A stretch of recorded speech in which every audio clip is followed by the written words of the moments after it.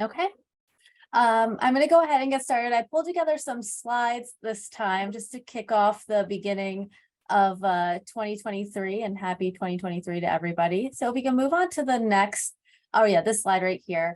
I just wanted to give you an overview and remind folks of when to start seeing some of the Medicare rules that will be coming through for rulemaking for fiscal year 2024 and calendar year 2024. So this is kind of just an unofficial calendar that we put together that we work with. So if you can move on to the next slide. This is just a preview of the regulations that we expect to see during this year. It says fall 2022. I believe they frame it up like that because it's what the agencies submit to OMB at the end of the year to signify what they plan on doing rulemaking on for the year ahead. So this is the CMS list that I just pulled, and this isn't even actually the complete list. It's just all that I could fit on one slide. But if you're interested in seeing everything, it's at reginfo.gov. So you'll see a lot of the items here are typical rules that we see every year, but there are some new ones on the list here too as well. If we can go on to the next slide, I just wanted to give, since the last time we talked, there have been a few policy updates that I just wanted to make folks aware of. The first is that on January 11th, HHS extended the current public health emergency declaration for another 90 days. So of course, a big implication of that is that there's the continuation of flexibilities for providers like the COVID waivers that CMS issues. There's also been some additional guidance on rural emergency hospital enrollment. So CMS has issued instructions on how eligible hospitals can submit electronic and paper applications to convert to REHs.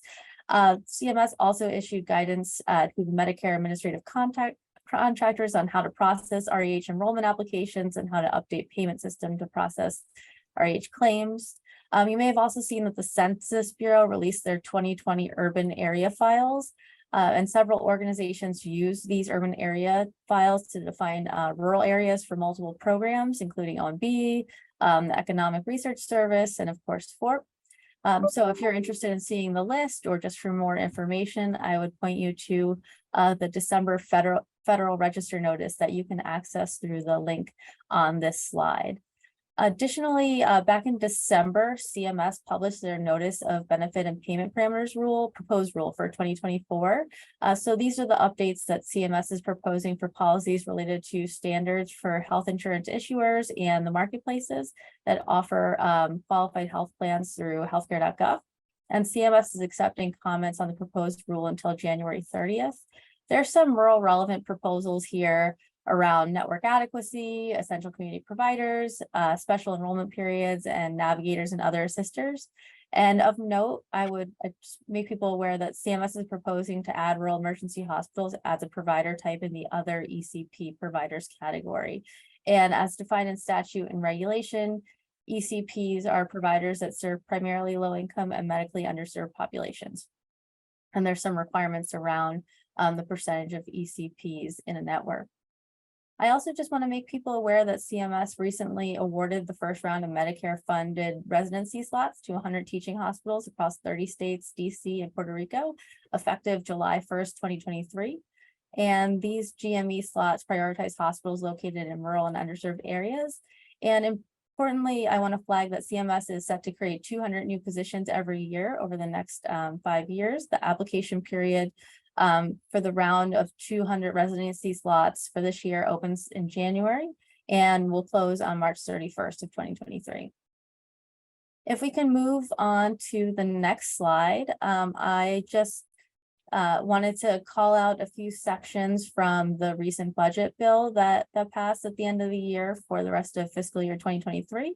I won't go through everything here in detail, but you can see there's some extensions of payment adjustments for low volume hospitals, add-on payments for ambulance and home health, and extension of the Medicare dependent hospital program. There's some extension of support for physicians. There's an extension of certain Medicare telehealth flexibilities. Also, a provision I want to flag is the coverage of marriage and family therapist services and the service of mental health counselors. This would be effective January 1st, 2024. So CMS in last year's rulemaking had made some policies around supervision for these providers, but this would allow for direct billing. If you have any questions about any of these provisions, feel free to reach out and I could give more detailed information, but I just in the essence of time today, I don't want to go over everything, but just wanted to make folks aware. So I think I have a next slide with, oh, maybe this doesn't have my contact information, but if you don't know how to my email address is kcornejo@hrsa.gov, and be happy to answer any questions you might have. Great. Thank you. Questions? Yeah, sorry. I was just going to say thank you, Carrie. Yeah. Thank you, Carrie. Any questions?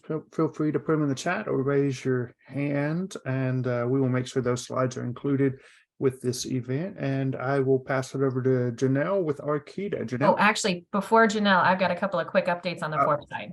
Sorry, Laura has things to share as well. I do have things to share. You're spared for just a few more minutes. They're going to be really quick. We're just doing a quick flex update because we've got lots and lots of dates to remind everybody on their deadlines. This is all going to go out in the rural route. You'll see all of this in emails that'll come out from me later, but I wanted to throw it all out here anyway. So the big reminder, you've seen all of our emails multiple times over on this, but a reminder that all of the federal financial reports for the Flex program, your FFRs, are due January 30th at the end of this month.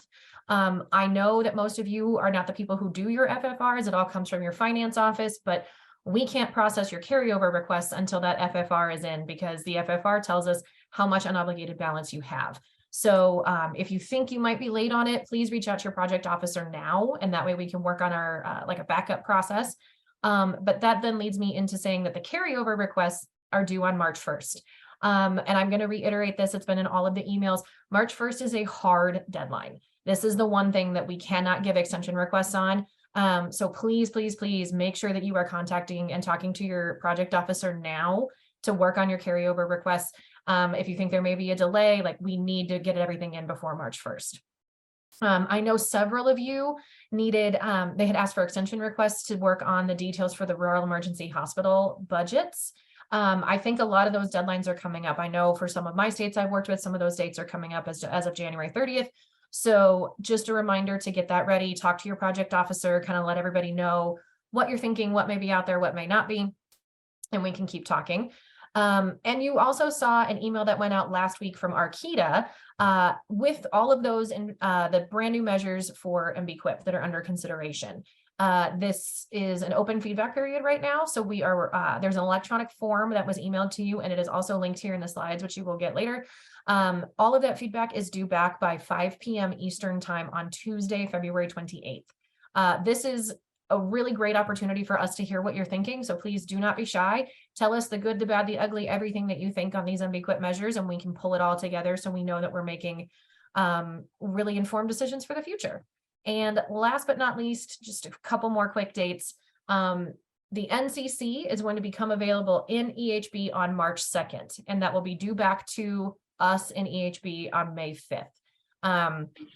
So just to keep in mind as to what you're planning for next year, especially as you're planning your carryovers right now, what may feed into your next year's NCCs. This is the final NCC before the competitive application. So this will be for year 5, which then means the NOFO is coming. As we all know, this will be the last year.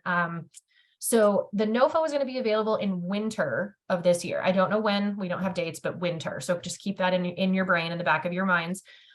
We have gotten several questions on what might happen if in year 5 you have unspent funds, kind of what that process looks like going into another competitive cycle. And it won't look any different because your grants are just continuing, even though it's a new cycle, it's a continuation. And so that means that you'll be able to request a carryover as normal. It won't be a different process. So all of this is going to be going out in emails and in the rural route that Matt sends out. But if you ever have any questions, don't hesitate to reach out to your project officer. We can clarify dates for you, and we'll be in touch. And after that, that is now it, Matt. Awesome. Thank you. Again, questions can be put in the chat box, or feel free to come off mute, raise your hand. All right, Janelle, you're up. All right. Hi, everybody. I'm giving the update for Arquita, and Laura, I have the measures under consideration ready to go in chat. So I'll just hit enter and there it is for Thank you all. so much, Janelle. And just a reminder that the feedback is due February 28th for that. A couple things. We have the February VKG meeting, which is the 16th at blank PM is what I wrote in my notes, but I think it's either 1 or 2, but I'll put the registration link in chat. And then March 23rd from 1 to 3 PM is the Innovation and Quality Improvement Grand Rounds event. So this is where we'll be having some presentations for the from the QIL posters. I'll put that registration link in chat. And then the last thing I have is just to let you know that there's continued work on the Critical Access Hospital Quality Assessment, including an upcoming CA Quality Infrastructure Summit. So this is a collaborative event between Arquita, TASC, and FMT, and invited members are going to be meeting at Stratus Health in early March. And that's all I have. Thank you, Janelle. And Megan, it is your show to steal. Great, thank you. Thanks, Matt. So some updates for the Flex monitoring team, just a few. In the past couple of months, since we last had a TASC 90, there have been several new products that have been released on the Flex monitoring team website.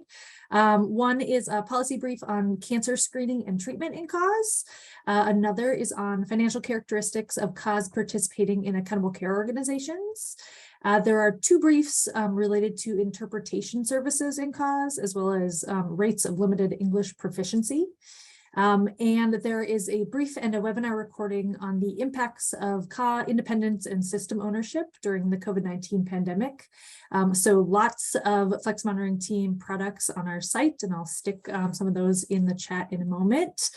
We also released in December our MBQIP Quality Measure National Annual Report. And so that's on our website along with state reports. So a report for each of the states that is on our website, as well as those were distributed through the NIH workspace.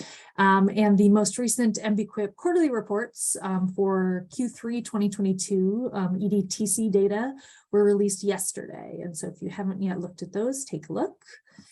And finally, the FMT is working on several other projects this year, some looking at the financial impact of COVID-19 on cause, advanced electronic health record, EHR use in cause, and emergency preparedness planning. And as Janelle mentioned, looking on wrapping up the final evaluation of the QI project, as well as looking forward to the assessment and the summit as well.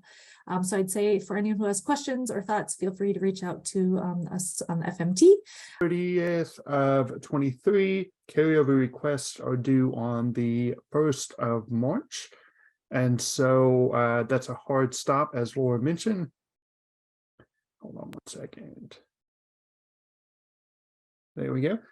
We also want to take time to note that we have a new Flex Forum update coming. And so this has always been a part of our website, but with a new website rolling out,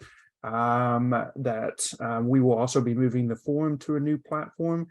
The new platform will be a SharePoint site. Several of you have used those type of sites with us. And so that will be something familiar to you, but we will be sending out emails shortly in the next week or so with information on how you can access it. Our plan is to keep it just a little more streamlined and just to keep the same audience. So keep that in mind. The spring workshop is in the planning stages right now. We are working on finalizing a location. And so that will be announced, and dates and information will be available shortly. So keep your eye out for that. If you have somebody in your office or you yourself are planning on attending the Flex RSV, we will be at the Omni Shoreham this year. The dates have already been announced. We will be sending out emails about registering for that shortly. The planning committee is working hard on content and speakers, and that's very exciting as well. And then, as Laura just mentioned, we have this NCC stuff coming up, as well as a NOFO in the winter, but we are planning on having a webinar on March 14th. We will send out information and calendar invites for that as well. And so those are kind of our updates right now. Please let us know what questions you have and information that you would like to be shared out. And at this time, I would like to introduce Keith. And Keith is going to talk to us a little bit about new models of care. It's pretty much an expert in this area, and Keith is director of the Rural Policy Research Institute and the director of RUPRI's Center for Rural Health Policy Analysis. He's also the chair of RUPRI's Health Policy Panel and the Department of Health, the head of the Department of Health Management at the University of Iowa. And Keith, I kept it short, so I will pass it over to you. Again, if you have questions while Keith is presenting, please feel free to put your comments, questions in the chat box or raise your hand and we'll make sure we get to you. Keith, I'll pass it to you. Okay, I want to make sure I do this right on share screen. So you should now be seeing the first slide, is that right? We are seeing presenter mode. You're not actually seeing the screen that has the slide on it? We are, but we're also seeing your next slide. Anybody know how I turned that off? You can exit out and move, switch the screens. Let's see here. Yeah, so when you go to share your screen, it will show us on the bottom part of it, it will show a share presentation. Yeah, so just Sorry about this, folks. I thought I checked all this out ahead of time. it's okay. Happens to the best of us. I promise you, happens to every one of us. So yeah, if you want to start your presentation and then when you share your screen, it'll on the bottom left, it will say, or the bottom row of screens, it will say share presentation or PowerPoint. But yeah, that works too.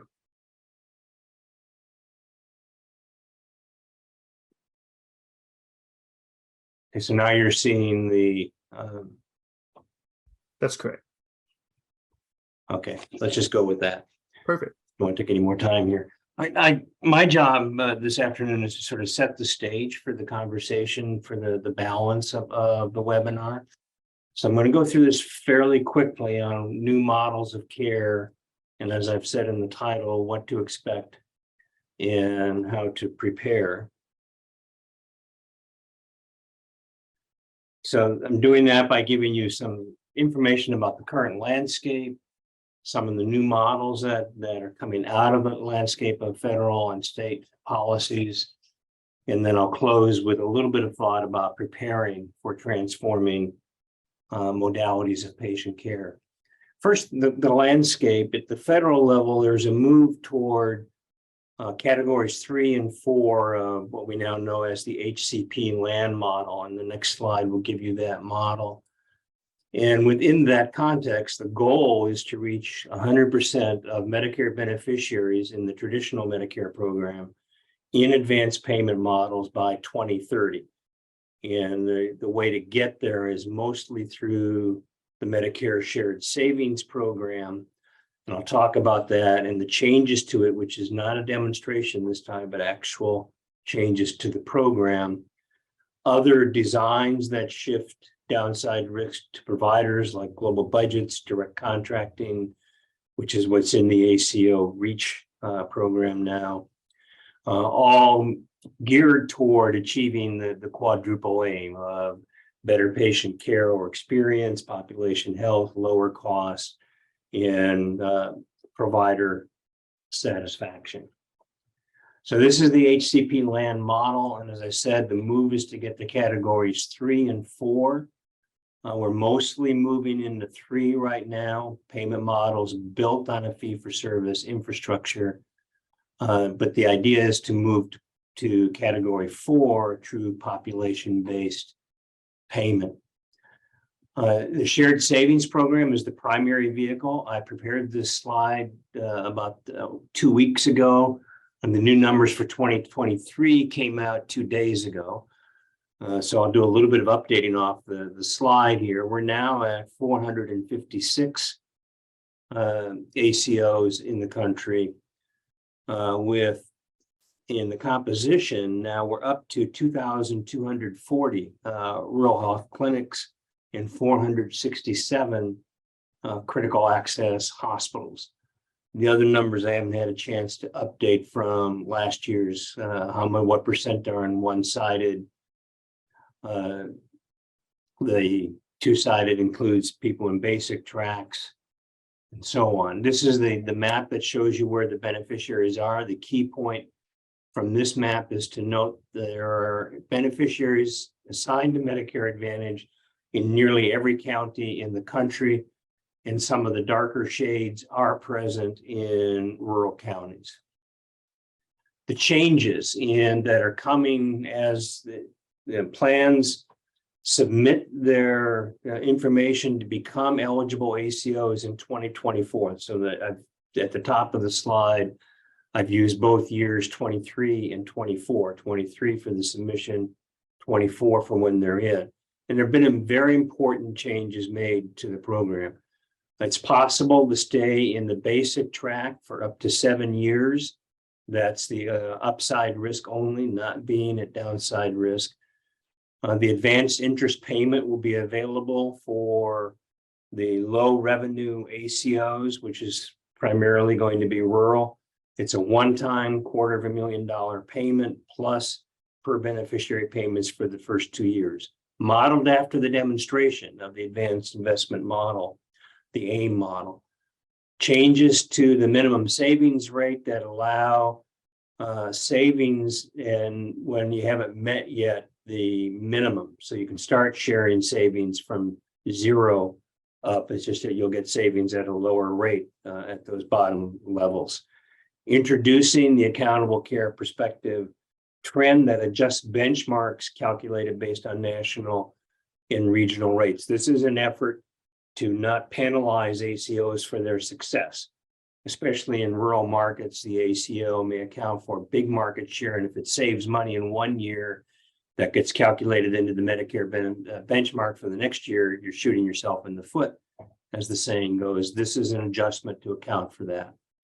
And reducing the negative regional adjustment cap from 5% to 1.5%.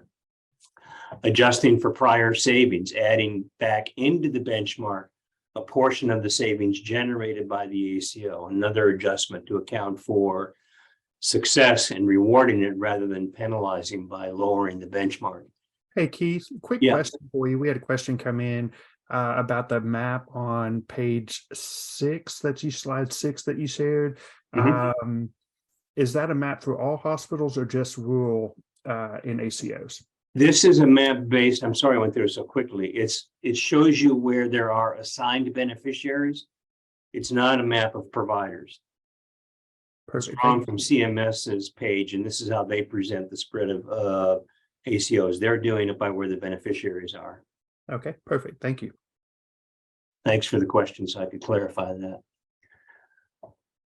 The risk score growth cap adjustment is another adjustment, particularly for low revenue ACOs, and then a sliding scale for shared savings and losses that allows a percentage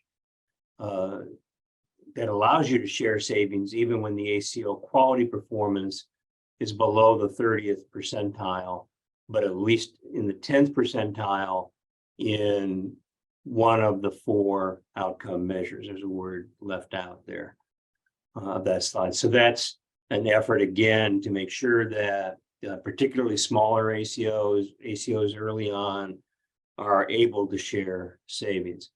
So all changes that were recommended by many of us who commented when CMS put out a request for information prior to writing these into the final rule. So one would think this will have an impact on interest in the ACO model among rural providers and rural healthcare organizations. That's the federal level. Meanwhile, at the state level, Medicare payment policy is including now requirements built into contracts with managed care organizations that the MCOs implement value-based payment models in 29 of the states that are using that as the vehicle for Medicaid, that being MCOs. And 26 of them are even defining the types of the value payment models that the MCOs have to use. The states are also the source, obviously, for regulatory policies that facilitate or inhibit change if they have to do with scope of practice and authority. And when there's still a CMS role, even in the Medicaid program, which is state-driven, through its transmittal letters to state Medicaid directors. Examples there in January of 2021, a detailed letter laying out all the opportunities states have to address social determinants of health. And then in 2 years later, another detailed letter saying, here's how you can use waivers in the Medicaid program to address social determinants of health.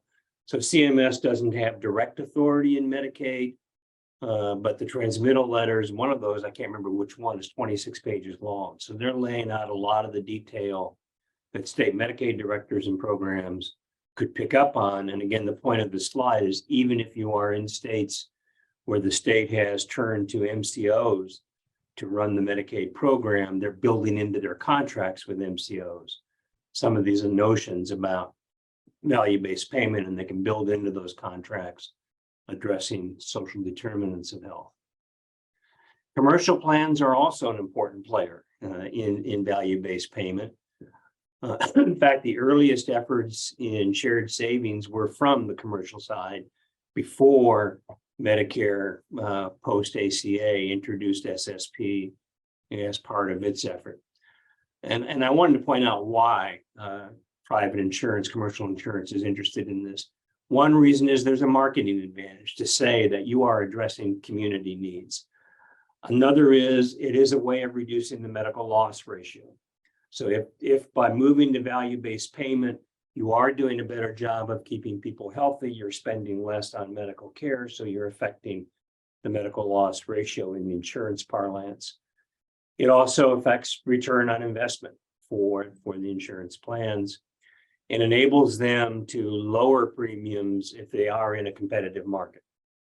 And I gave a couple of examples at the end of the slide that you can look up at your leisure. One that involves physicians in Exeter, New Hampshire, and one from Blue Cross plan working with Caravan Health to expand their premier plan to community and rural hospitals. In summary, I know that was a pretty quick review, but in summary, ACO's SSP right now is the most widespread model of care for value-based purchasing. I think the new rule is likely to create more momentum. That total number of ACOs has dropped a bit from where it was back in 2020 when there were over 500 in the Medicare program. And part of that was the rules had changed that brought in downside risk sooner. Now that you can go up to 7 years, if you're coming in new to the ACO program in a low revenue, which again, predominantly rural, I would expect there to be more interest in the ACO program.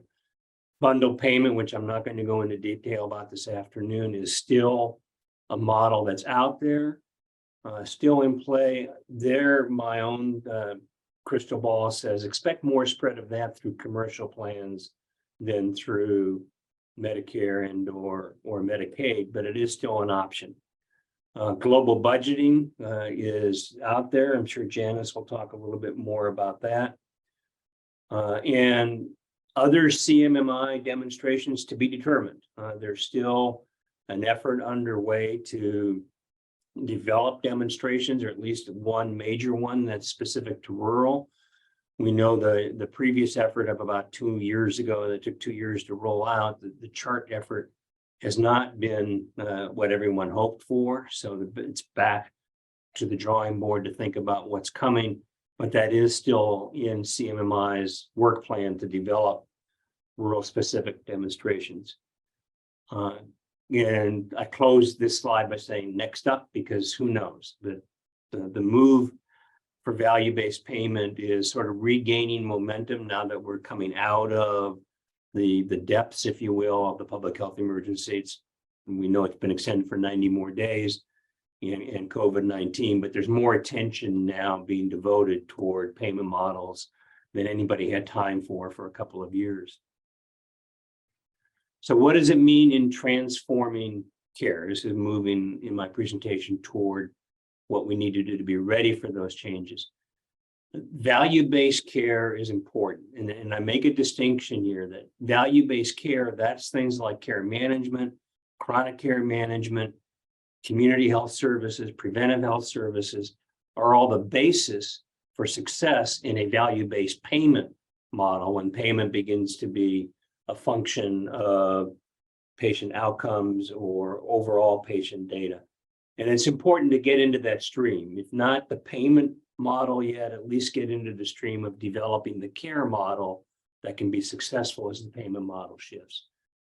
Community engagement is crucial to this. And I intentionally emphasized in this bullet that when people like us at value-based payment conversations and rural health value as an example are using the term community engagement, we're thinking action-oriented, sitting down and developing and implementing community-based plans that are far more aggressive than, let's say, for example, doing health fairs as a part of preventive health. Not to say that that's not important, but really getting more innovative and action-oriented. Care across the continuum becomes important. And so linkages between what happens locally and what happens outside the community in the care of the local patient population is an essential ingredient to think about. And focus on the benefits of integrated health teams that broaden the locus to community-based services, so outside the walls of clinics and hospitals, that address things like preventive measures and living environments that influence our ability as patients to treat ourselves for chronic conditions, all become important. So all of these slides are in that theme of the value-based care, which prepares you for the value-based payment.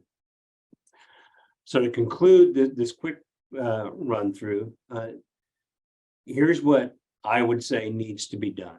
Take full advantage of advances in healthcare that can shift the locus of care to the most cost-effective site. Of course, the term that everybody thinks of immediately when I say something like that is telehealth, but not just telehealth. Think about what happens with ambulatory services replacing inpatient services.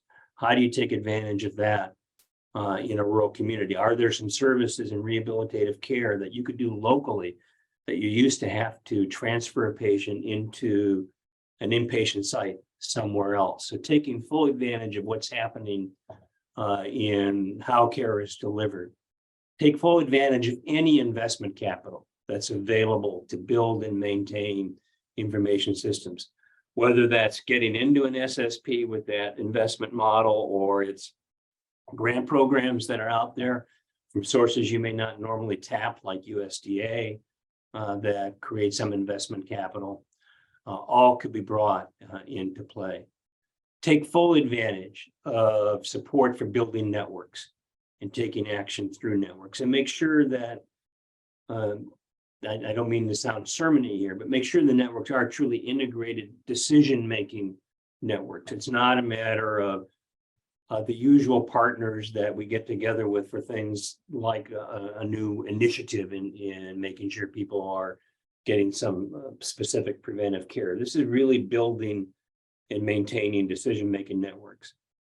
And for healthcare organizations, the analogy that I know I first presented this back in 2018, Janice and Lisa may remember this in the early days of the Pennsylvania model. And I looked back and said, you know, I think this is still the way I would recommend people get ready to build the value-based care for the value-based payment models.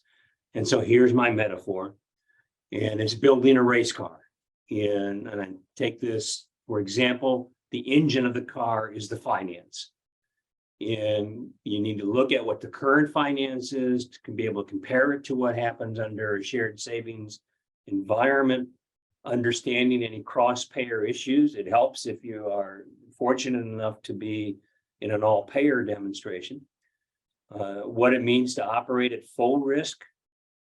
And it's crucial with this metaphor with the engine to keep it lubricated. And I used an example of bi-weekly meetings of the CEO and CFO to make adjustments in a new rate setting system that they were participating in.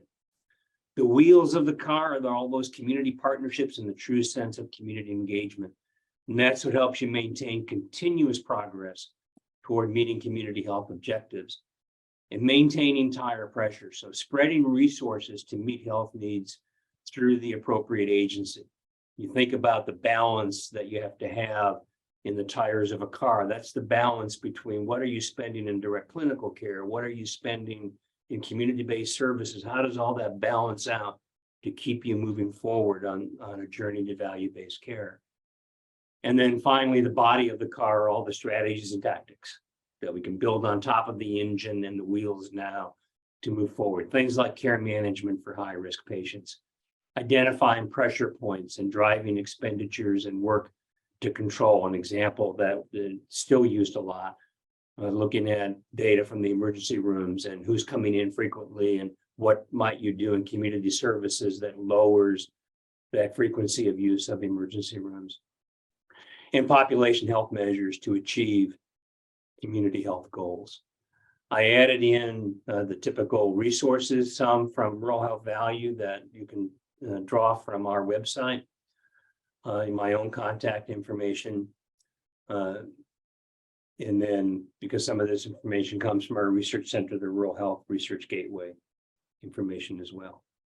So I did that as quickly as I could. I hope not too fast, and I can turn the floor over here. Thank you, Keith. If you guys have questions for Keith, feel free to raise your hands or put them in the chat as mentioned previously, and we will make sure they get answered. Of course, these slides and the information will be made available with the recording next week, and we will be sure to answer any questions you might have post presentation as well. We had a question. That's a good question, and feel free to chime in, anyone. I have never understood what the role of flex coordinators play in alternative payment models. Anybody want to expand on that? The role that flex coordinators play in alternative payment models. From my perspective, and feel free to chime in, is promoting those models, the new models within your critical access hospitals, being able to share information and inform your administrators at those hospitals what these models mean and how they impact their bottom line, etc., and how they can benefit the community, how they can benefit the community in which they serve. If anyone wants to add any more details with that, feel free. Caleb, I saw that you came off mute.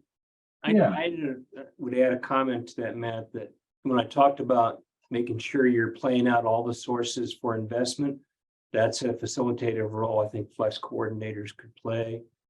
And similarly, when you think about the ability to form networks and what that takes, that's again a facilitative role I think flex coordinators could play. Yeah, I also think of, a bigger picture, longer, further on down the road. This is the way our healthcare system is moving. Medicare is a great example of that. So the more prepared we are to participate in that payment model, yes, that's wonderful because our payment structure will eventually end up being that way. We're moving toward that more and more. To me, I also really think it's a better way of providing care to and for your community. It's a more comprehensive appreciation of the continuum of care and the payment structure reflecting that. So you're more able to and prepared as a CEO, a hospital, a flex coordinator to support that community wellness, population health aspect of the care continuum with these new payment models, recognizing that. Yeah, that's great. Great input. John, I saw that you had your hand up.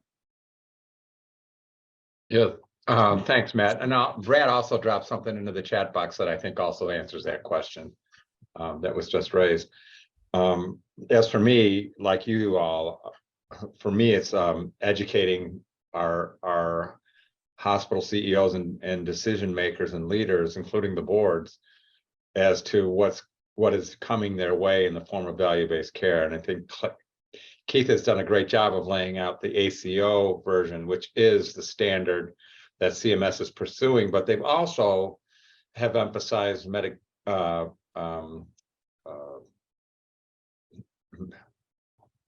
care plans, the freestanding managed care, Medicare managed care plans, the Part C ones.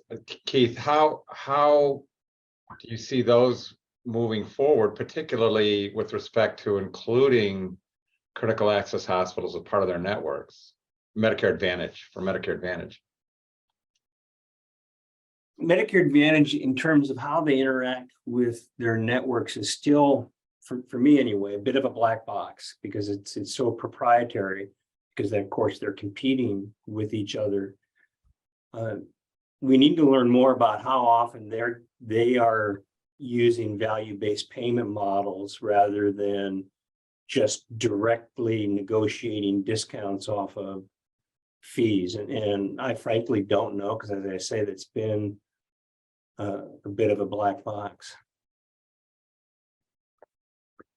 Yeah, Brad did make a good comment, and that's, you don't have to be the expert as long as you know where the resources are and you can kind of connect the dots or connect the people with the right resources. And it's a very great comment. We have experts that can speak to that. So just knowing who those experts are, it will be a great help. Any other questions? I have one more question, and it's easier to talk than raise my hand. IHS hospitals, are they even considering any model like this? I missed that. What type hospitals? Indian Health Services or Tribal 638s? Or do we leave them alone? I don't have a good answer for you. I'd have to do some checking. I don't know if anybody from FORHP might know if there's something going on at IHS, but I don't. John might, he just raised his hand. Well, I would say that yes, you should be sensitive to that, because the larger IHS hospitals will become part of ACOs if it suits their needs. I do believe that we're seeing some of those become part of this value-based purchasing approach, either through their own, either through IHS or through market forces or the state. I also feel like, just as the sheer number and volume of all the hospitals in the country move to that model, 5,000 PPS hospitals, 1,300 critical access hospitals, if they're a dozen and a half or so IHS hospitals, if they're the lone handout or holdout, eventually they'll come along one way or another, but it could be longer. Great questions. And Tracy also put a link to the core competencies on understanding the future environment. Is that correct? You can click on that link, follow through there, kind of help you understand what's going on in these models of care going on. All right, let's introduce Lisa, who needs no introduction, from the Pennsylvania Office of Rural Health. Lisa, I will hand it over to you, and you will be introducing Janice. So it's your stage, Lisa. Great. Thanks, Matt. Matt, we really appreciate you wanting to talk about these models of care and for asking us to participate. And I'm really glad to be able to introduce Janice Walters to all of you. Janice is rural by heart and has spent most of her life working in rural.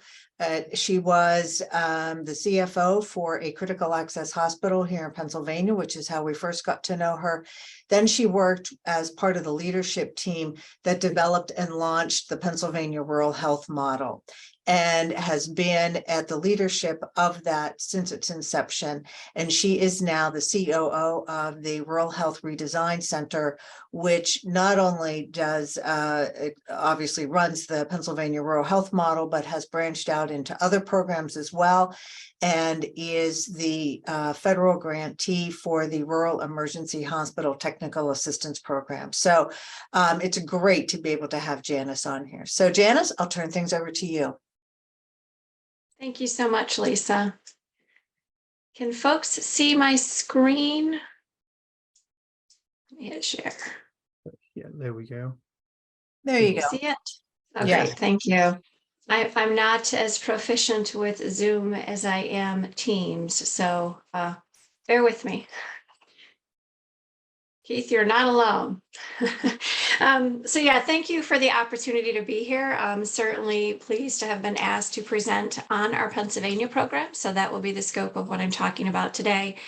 And just appreciate the opportunity to be here.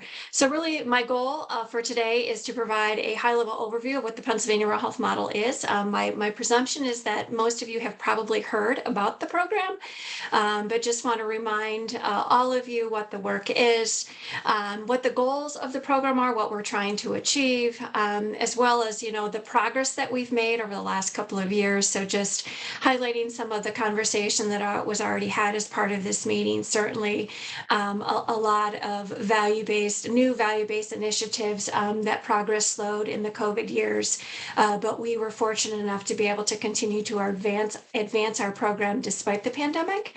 And so I want to share some of that insights and then just re-explain some of the principles of the program, as well as some of the insights into our value-based transformation, which certainly ties directly into what you just heard from Keith. And hopefully we'll be able to maybe apply another practical lens to it as it relates to what we are doing in the state of Pennsylvania within the confines of the Pennsylvania Rural Health Model.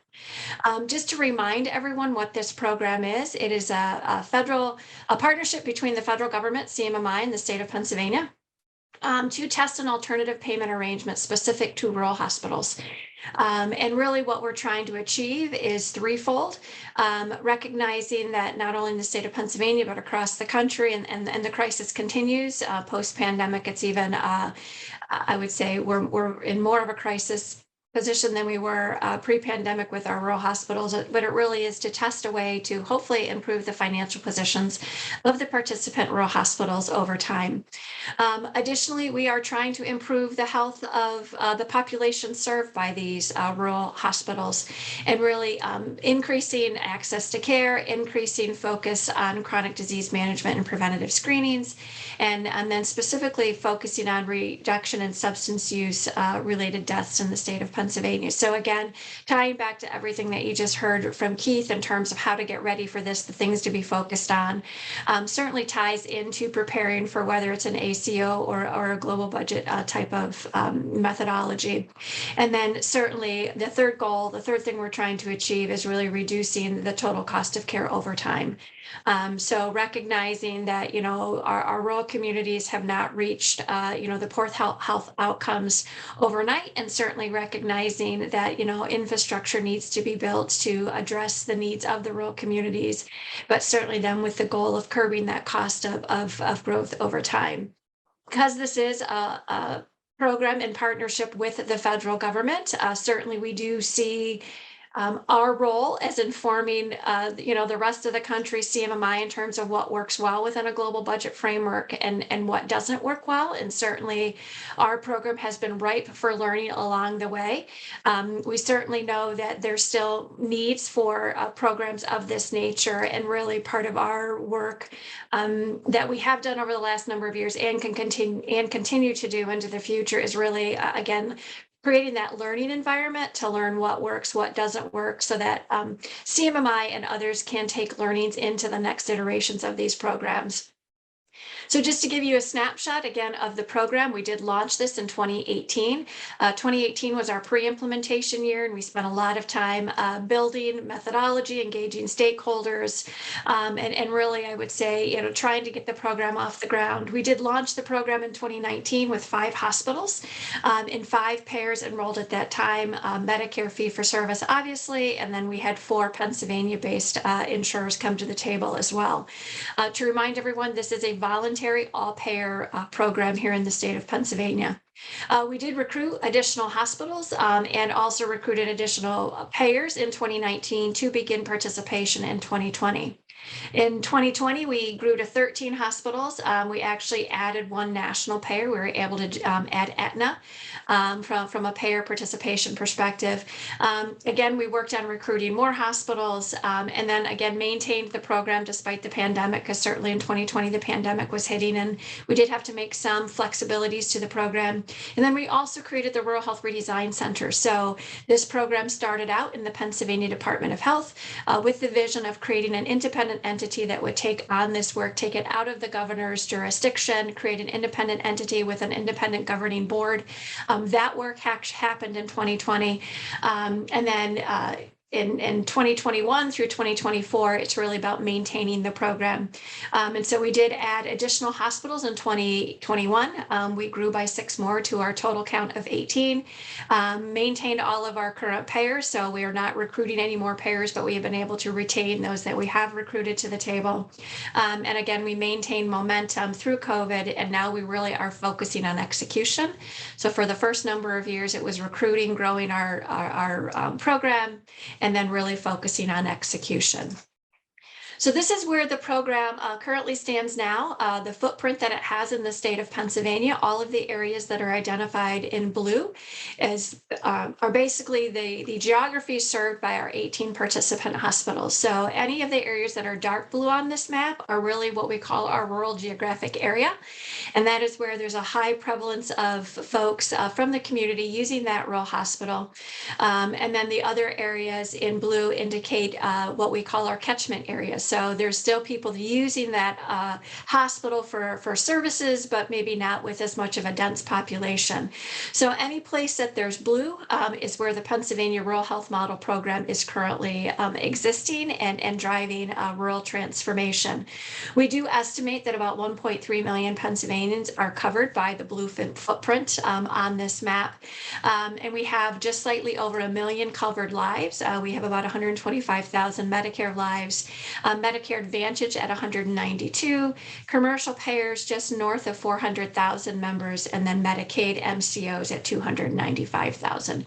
So again, pretty big scope. If you think about membership, we estimate that this covers about just shy of 10% of the Pennsylvania population.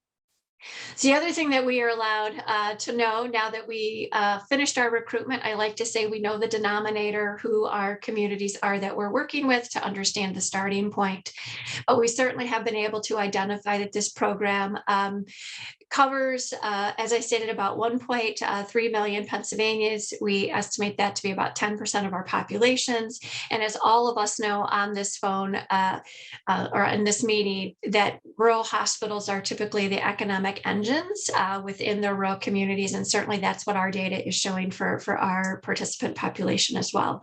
So we, through a study that was done by our Hospital and Health System of Pennsylvania, so HAP, it was identified that our participant hospitals across the state generate about $2.4 billion in revenue as it relates to first, second, and third spend.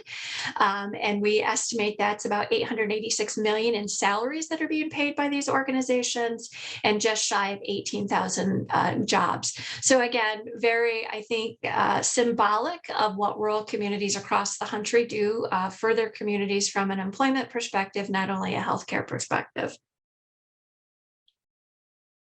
So again, since we know the denominator, it's not surprising to know that where our program currently sits represents some of the most, I would say, at-risk rural populations in the state of Pennsylvania. So again, because we know our denominator, we were able to go and start doing some assessment on those communities, again, to really understand the baselines in terms of what the starting point is, and then our work to hopefully improve the health of those populations over time. So certainly our participant communities are showing that they have higher disability rates, poverty rates, and unemployment rates than the rural Pennsylvania average. And even despite that, again, we know that our participant hospitals still are some of the largest employers in the community. And so if these organizations were to close, the health and financial status of our rural communities would certainly worsen if these facilities were to shutter their doors. Similarly, again, looking at data, we are showing that, health outcomes are also worse in our communities because they have higher barriers to care, and hospital resources tend to be scarcer. And so, that certainly leads to lower population health outcomes. So again, because we have, like I said, the denominator, we know where our program is going to reside for the rest of the demonstration. It's really allowed us to go in and analyze our communities from a population health perspective, which then also helps us inform our hospitals as it relates to transformation planning opportunities.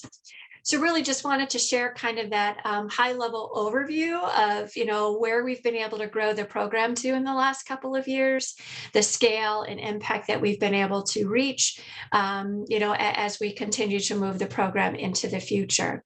So I'd like to spend a few minutes now just reminding everybody of the program specifically, if that makes sense. So really, just taking a step back, saying, okay, remind everybody what the Pennsylvania Rural Health Model Program is and what are its core principles.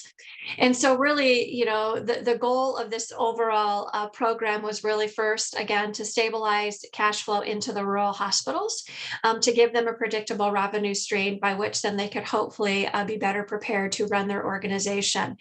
Having a rural health background, I certainly understand that our methodology was not perfect. There's certainly limitations to it. Criticisms that we started it with historical revenue, as well as understanding, the fixed cost structure of rural hospitals. And again, I've said this publicly, and I continue to say it. We certainly recognize our program wasn't perfect, but we did believe it was a good starting point to at least begin this journey of an alternative payment arrangement through a global budget framework to see if we could bring stability to our rural hospitals. So really, it's stability of revenue, and then focusing on cost reduction where we can, and then also focusing on avoidable utilization. And if our hospitals no longer have to worry about volume of services provided, but really can start focusing on true population health investments, not having to worry about, if their ED utilization goes down, that they still will be able to keep the hospital open, and really focusing on avoidable utilization is where we've asked our hospitals to start, as well as then looking at opportunities to improve operational efficiency, restructure, and then certainly optimize revenue and identify maybe what other services the community needs, and work with them through the transformation planning process to really put together the strategic plan that will move them into a value-based delivery system. So I like to explain our program as really having two pillars, as I like to call them. Certainly the mechanism that we're usually using to stabilize the hospital's cash flow is the global budget. And so, a very, very important pillar, but equally important in my mind, and going back to Keith's presentation in terms of preparing for value-based, because we know this is where the industry is going. It's really incentivizing our hospitals then to start focusing on community health and wellness, being that convener in terms of how do we start driving improved population health and value-based care within our communities. So really, we are asking our hospitals to step into that role as conveners. We certainly recognize that they can't solve all of these healthcare issues by themselves, that by the time the patient shows up, they have to treat based on EMTALA laws and all of that, but how can they take a more active role within their communities as it relates to value-based infrastructure and really do serve as that convener? So going back to the questions that were just asked, what's the role of the flex coordinators and the critical access hospitals in this journey? It really is to look at yourself as a convener, and how do I begin to pull the resources together to make sure everybody is well situated to move into a value-based delivery system. So again, two pillars. Certainly, as we were launching this program, the global budget is the one that really got a lot of the attention, because I like to say, if the math doesn't work, our hospital leaders were not able to join us on the journey. We talked to over 30 hospitals in the state of Pennsylvania to, I would say, test their ability to move into this, this test with us. 18 of those saw the math was more favorable than fee for service, and so chose to join us on the journey. So again, high level, really, what is the global budget? This slide really is representative of fee for service on the left-hand side of the diagram. Certainly in fee for service, if your utilization is going down, your payment is going down. And even in a lot of the ACO frameworks today, specific to the hospital, utilization at the hospital can be impacted. And so for some of our rural hospitals, that just was prohibitive for them to then enter a value-based space, because they knew they basically were cutting off their revenue if they were focusing on reducing utilization in the hospital. So, really, this is the visualization of most of the rural hospitals in the state of Pennsylvania. The left-hand side of this is they had people leaving the community. Services were decreasing, not only inpatient services, but also outpatient services, which was creating a not palatable path forward for them from a financial security perspective.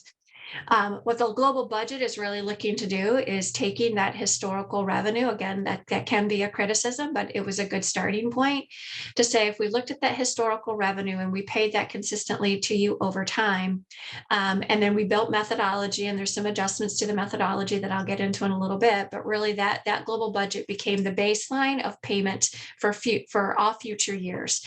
And so really trying to divorce ourselves from fee for service volume and payment tied to volume, and really allow the hospitals to get a global budget in exchange for the efforts that they are putting into value-based transformation. So our program is an all-payer program, and we are different than Maryland. Certainly, Maryland has been functioning in a global budget framework for many, many years. We are unique in the fact that this is specifically focused on rural communities, and we're also unique in the fact that, from Maryland, we're like most other states, but different from Maryland in the fact that we didn't have the rate-setting function. So we really do have to build the global budgets at the payer level. So we work with each individual payer and each hospital to really build that global budget that then became the framework into the future. And our program does include commercial payers, Medicaid MCOs, as well as Medicare MCOs, and then Medicare fee for service. So the aggregate of all of the individual global budgets is at the highest level, the hospital's total global budget. There certainly are some smaller payers that we have not, brought into the program. Same thing like workers' comp and auto. This is really, the revenue that is tied to our program. We're trying to get, as much of that revenue coming in from commercial payers covered in the global budget as possible, so that then our hospitals can really stop focusing on volume and really focus on transformation and population health improvement. We are landing at about 70% of the revenue for our participant hospitals being covered in the global budget. We had hopes of getting to 90. With the pandemic hitting and all of that, it did slow our progress as it related to payer recruitment, but we are finding that we are getting close to that 70% threshold for many of our hospitals, which again allowed them to stop focusing on volume and really start focusing on value. We do put some adjustments into the global budget. So we certainly in the state of Pennsylvania are highly competitive from an MCO or a commercial book of business perspective. And so we had to work into the methodology to the extent that either Medicaid members choose, another provider or another payer for their care, as well as, if employers in the state choose to change who is providing, the health insurance to their employees. We had to build flexibility within the program to allow global budgets to go up and down based on, the commercial and the MCO payer community and growing membership and losing membership. So we actually do that adjustment on a semi-annual. We started out doing it quarterly, but certainly needed to know that there were some, we didn't need to do it that often, so we made adjustments to move that to annually. And then we also do other types of annual adjustments to adjust for, COLA adjustments and volume shifts. Our payers are concerned about duplication of, I'm paying out global budget hospital and the member's no longer going there.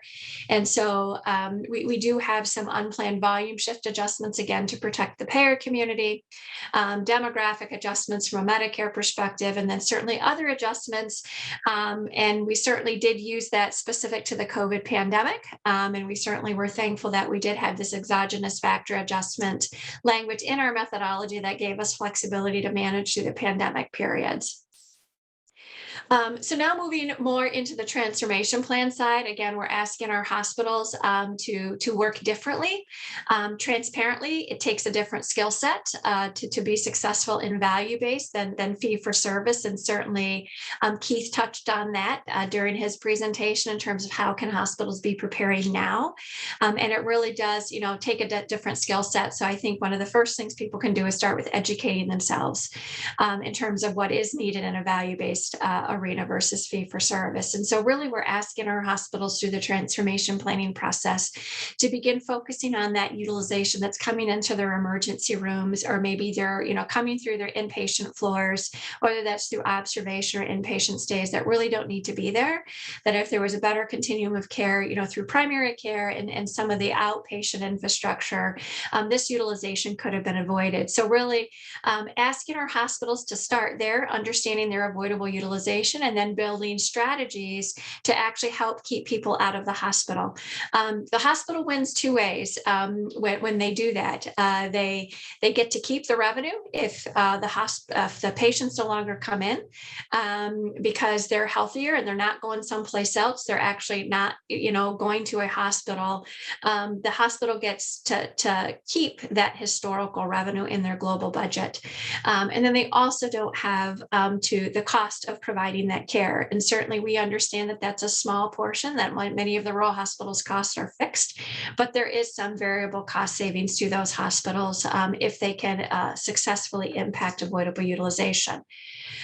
We actually work with our hospitals to put together a formal transformation plan that, as I stated earlier, really is what is I'm going to call it strategic plan in terms of how you're going to start entering this value-based world. What are some very pragmatic and practical things that you can do to start entering this space? And we work with them to identify three things that over the course of the next year, they're actually going to start to do to impact avoidable utilization. And really the goal here is long-term, once we get our hospitals to sustainability, which I'd love to say we're there, but we're not, we're on a journey.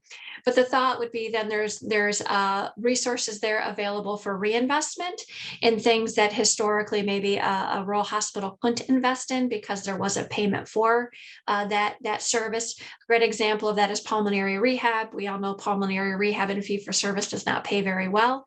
But certainly within a global budget framework, if you can improve the lives of a COPD patient through pulmonary rehab and keep them out of the hospital, that is money worth investing within a global budget framework. So we're really working with the hospitals to identify what makes sense within this new delivery model to put them on a path for success in the future.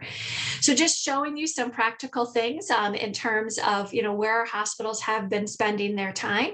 And so, since 2019 through 2022, our hospitals have spent doing 285 various transformation planning activities specific to addressing community need. 237, 41% of their activities have been about addressing avoidable utilization, and then about just shy of 10% on really improving operational efficiency. Tying into some of the things Keith was saying in terms of, where to start, some of the practical and tactical things that are proving effective.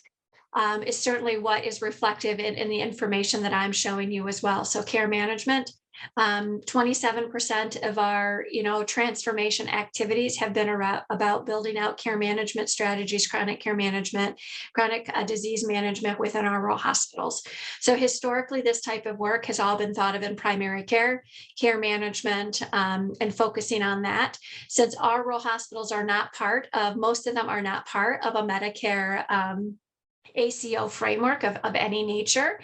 There's really a gap specific to the Medicare population in these communities. And so really, how do we work with our hospitals to build out care management strategies, identify the gaps, the people that could use that service and they're not currently getting it from a primary care within an ACO or a commercial framework. Certainly ED utilization, focusing on that potentially avoidable ED utilization. Again, teaching our hospitals how to actually go in and dig dig out some of this information, how to build disease registries, ED, high utilizers in the emergency room, how to build those registries, really teaching them those skill sets, because we certainly believe, I'm a firm believer, you can't manage what you can't measure. And so teaching these skill sets to the rural hospitals is really important. It's interesting, an area of learning is most of the commercial payers believe that our participant hospitals already have this information. They send it to us in claims, because we've been really pushing our commercial payers, be transparent, give the hospitals the data that they need. One of the things we're finding, and anybody that's been in a hospital working in that hands-on as a hospital leader recognizes that sometimes the EMRs and the hospital billing systems are pretty archaic. And to actually be able to get information out to understand what patients could benefit from a care management strategy is not necessarily transparent, and it actually takes some pretty robust data management skills in order to pull that information out. So again, what have we been doing? Equipping them with some of these skills, and then walking with them, preparing them, and helping them be successful in their transformation planning efforts. So is it working?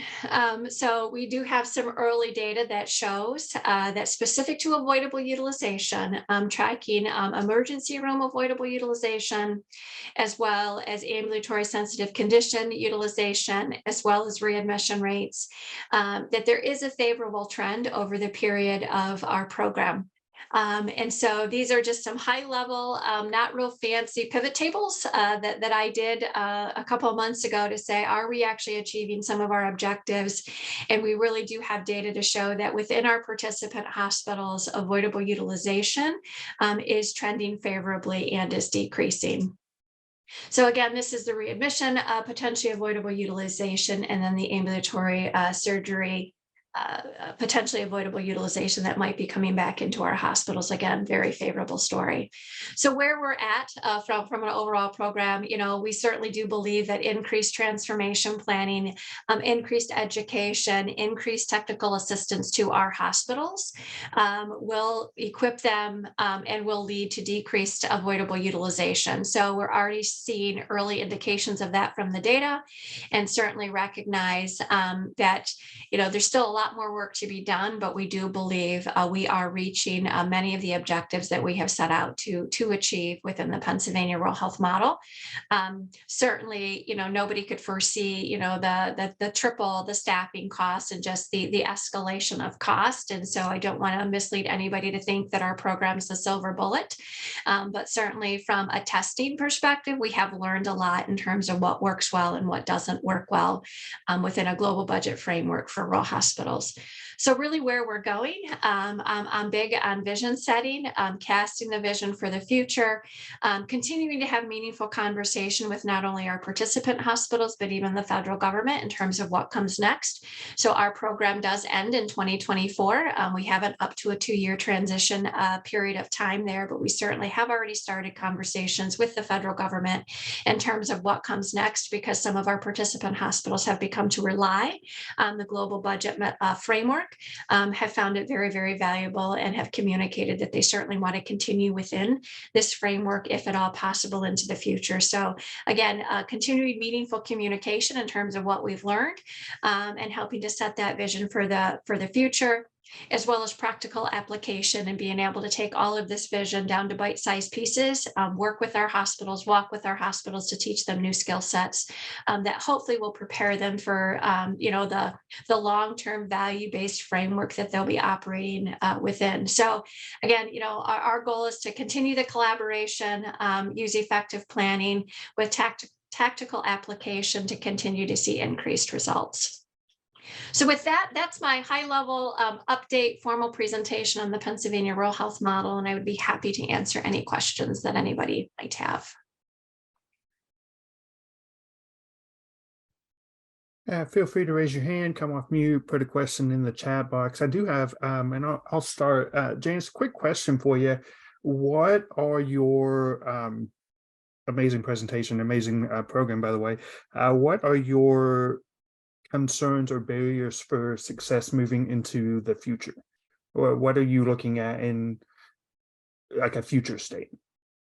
Yeah, so certainly future state, we would love in a next iteration to be able to broaden the scope of the program. So certainly we started with the hospital global budget, recognizing that was a fundamental goal, is to try to stabilize hospitals and make sure that they stay open. But certainly our commercial payers, again, given the all payer nature of this, the MCO partners that we work with certainly want to see us, branch out and align with primary care. There's already a lot of value-based work happening. And so how do we align that program versus, feeling like it's something separate and something different? How can we align this with other value-based initiatives, but yet keep that global budget framework in place for the rural providers? I think what concerns me, quite frankly, is, it is a revenue-only model. And, given the significant cost increases that our hospitals are experiencing, at some point we need to figure out how to account for that. And so whether that's within our current program or a next iteration. So we certainly did have the opportunity to put forth a proposal for a next iteration, which we did, and really trying to, again, capture the lessons learned of what worked well and what didn't work well.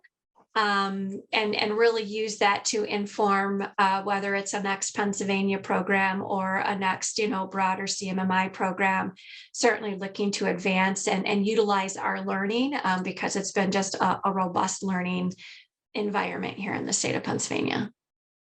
Yeah, thank you. And the reason I ask is, if somebody, another state were to promote this or adopt this type of model or go down this route, what are they looking at in, the next few years? So I appreciate you sharing that. John had asked the question of, do you think, or can you envision Chart adopting this approach eventually? I honestly don't know what they're going to do with Chart. Our understanding back at the beginning many years ago was because of the interest in the Pennsylvania model, that, the rural model that would come out from CMMI would be Pennsylvania-like, but Chart was not that. And so I really can't speak to what CMMI is going to do with the Chart program. As they're trying to sort through, what the future of that program is. I have no insight into that. Thank you for that. What other questions might you guys have? Lisa, I see that you came off mute. Yeah, John Seplet had asked another question about Medicaid reimbursement through the rural health model. Just as if it's included, or yeah, John might want to come off and mute and ask. Yeah, I asked a little prematurely. You covered it, Janice. Okay. okay. All right. Very good. And in terms of preparing, if there's truly states that think they might want to embrace this, it really is starting those commercials with your MCOs to see if there's any type of an appetite for this. And, I am going to segue into the other hat that Lisa alluded to that our center is also wearing, and that's the Rural Emergency Hospital. And, that is a Medicare only program. And so I think any states that have a significant Medicare Advantage population in their states, it's something that we're going to have to wrestle with is there a way to get to some other type of solution for the rural emergency hospital through some type of a framework through a fixed facility payment. So that's where I would say states that think they might be interested in some type of a global budget framework is really identifying who the stakeholders are. This really did take the state to pull this off from, different bureaus within state government, Department of Health, Department of Human Services, our insurance department, state offices of rural health, our hospital association, all of the individual hospitals. And I truly believe to be successful in the future, we even have to expand that to include people like labor and industry, your education departments, all of those, if we're going to truly solve the, healthcare worker shortage, and just, the lack of infrastructure within our rural communities. We need to continue to broaden our view. So when I think of continued collaboration, to keep moving this forward, it really is about reaching out, bringing people like labor and industry and education departments to the table, as well as your Department of Human Services and departments of health. That's really good, really great information there. And we will, of course, the Rural Health Redesign Center has their website. We will share these slides from both Janice and Caleb, or I'm sorry, Janice and Keith, and make sure that they are included with the recording. I'm going to have Patricia go ahead and throw up our ending polling questions. If you guys would take a second and answer those. And of course, we're here for any other further questions, and we know some of you got to cut out soon for other meetings. And so we definitely want to take the time to thank Keith and Janice and just really appreciate their hard work in our communities and helping these hospitals and these communities become better at providing healthcare to people in rural America. And that's what we all do, right? And what we're all here for. And we hope that this was valuable to your time and provided insight and information that you can use at least to point people in the right direction and gave you a few more resources to use. These were the experts, some of the experts that we have in this field. And so we want you to know that they're available to help you in any way. Lisa, I see that you came off mute again. I just wanted to say, Matt, thank you so much for including Pennsylvania. Absolutely. In the discussion, and Janice always gives a great presentation. So yeah, we speak. Thank you, Lisa. And so with that, if there's nothing else, we'll stick around for a few more minutes. And if you have any other questions you want to ask directly, but we wish you guys a great rest of the week and rest of the day. And we will see you shortly and be looking for more information about the new Flex form coming soon. Thanks, guys. Y'all have a great afternoon.